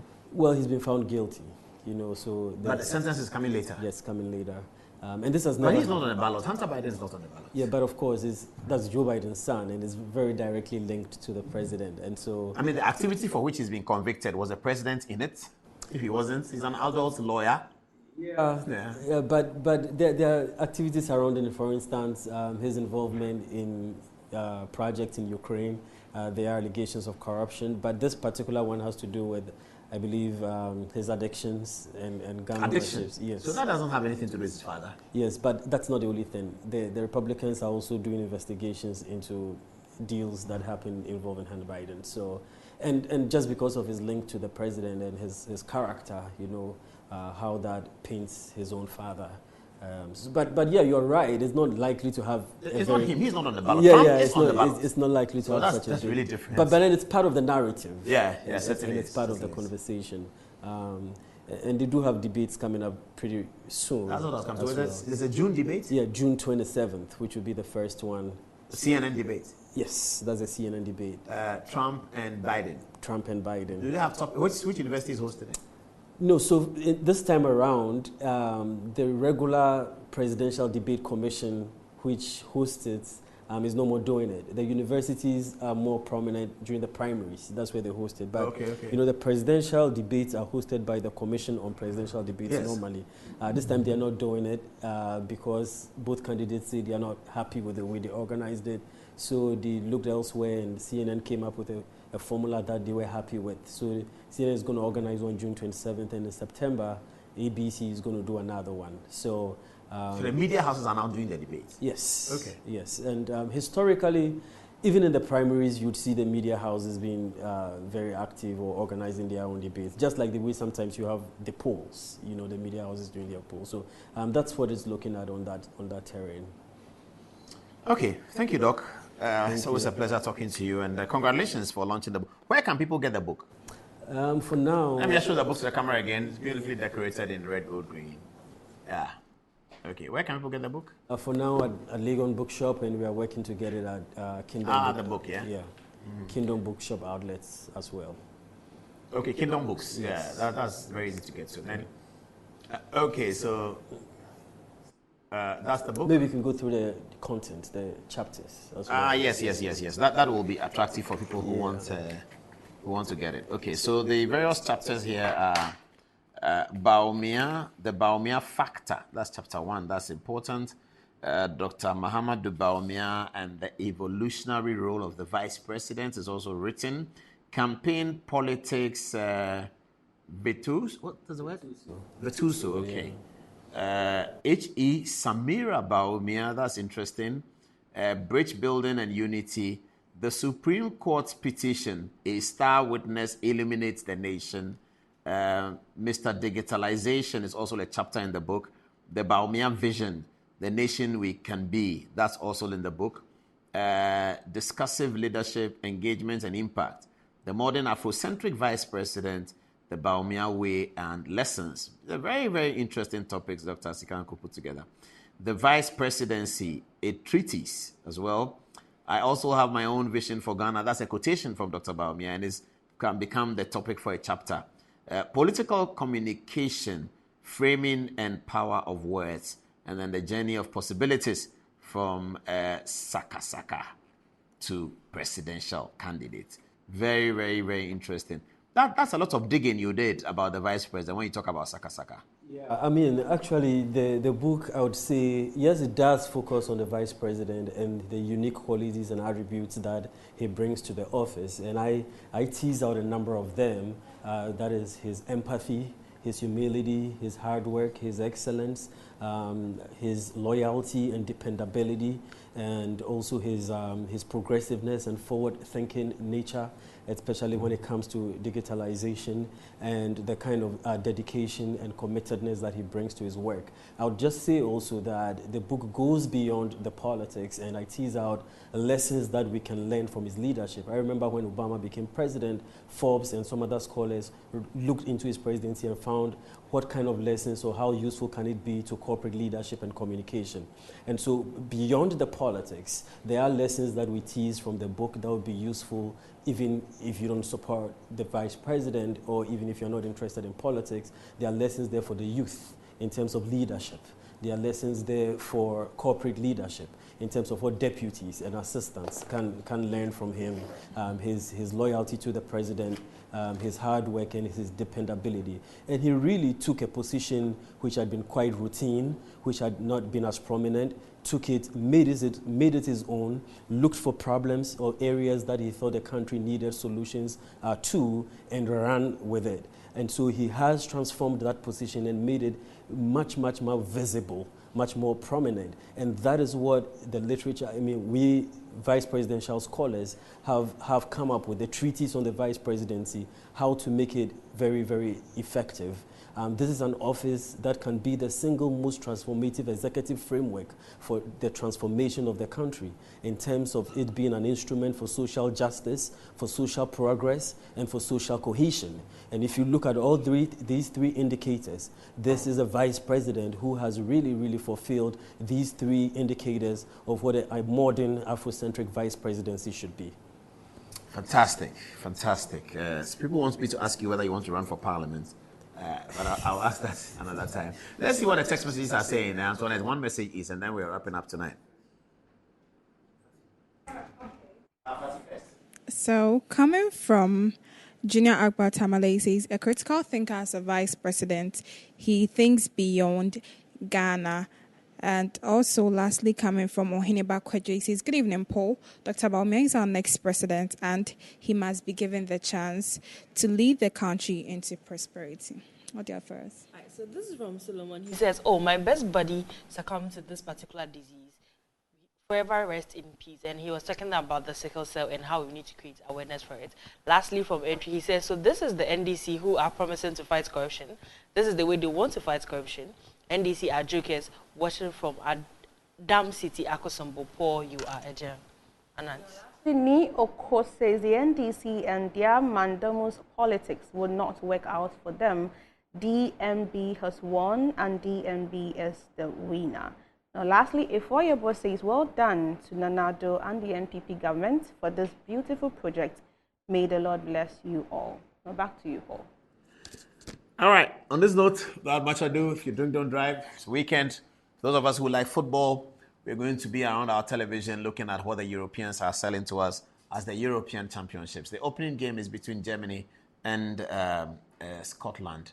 If you ask me who I'm supporting, I'm largely supporting players in this tournament, but I think that if you push me, my heart is with the Three Lions. May England win. Jude Bellingham, Kobe Mainoo, Bukayo Saka. Good luck to you in the European Championship. That's it for Good Evening Ghana. Good night.